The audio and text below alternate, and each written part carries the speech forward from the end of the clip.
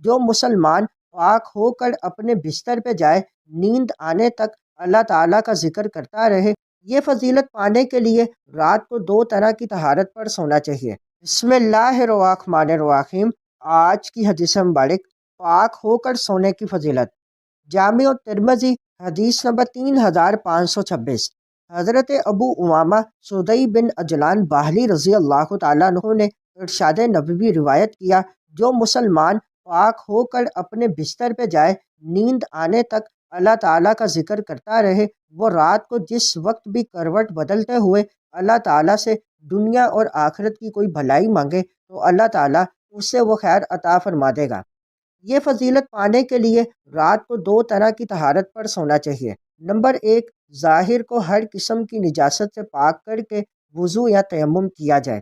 Number 2، توبہ اور استغفار اور ذکر الہی کر کے باطن کو حسد، بغض اور کینہ وغیرہ تمام گناہوں کی آلودگی سے پاک کیا جائے۔ باطنی طہارت کی اہمیت ظاہری پاکیزگی سے بھی زیادہ ہے، تاکہ کہیں ایسا نہ ہو کہ سویا ہوا گناہوں کی آلودگی کے ساتھ ہی وفات پا جائے۔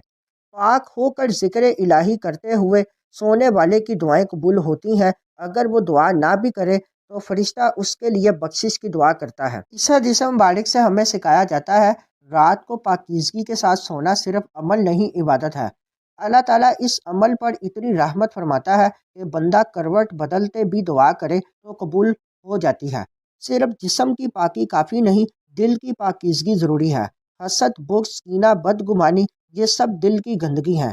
اللہ کے حضور جانے سے پہلے دل کو صاف کرنا ضروری ہے۔ سونے سے پہلے اللہ کا ذکر انسان کو اللہ کے قریب کر دیتا ہے۔ یہ ذکر انسان کی رات کو نور سے بھر دیتا ہے۔ فرشتے اس کے لیے دعا کرتے ہیں اور اس پر اللہ کی خاص نظر رحمت رہتی ہے۔ انسان نہیں جانتا کہ وہ جاگے گا بھی یا نہیں، اس لیے دن بھر کی خطاؤں کی معافی مانگ کر پاکیزگی کے ساتھ سونا گویا اپنے رب کو راضی کر کے سونا ہے۔ اس حدیث مبارک کو مزید آگے دوستوں تک پہنچائیں۔ مزید معلومات کے لیے ہمارے چینل کو لائک اینڈ سبسکرائب کریں۔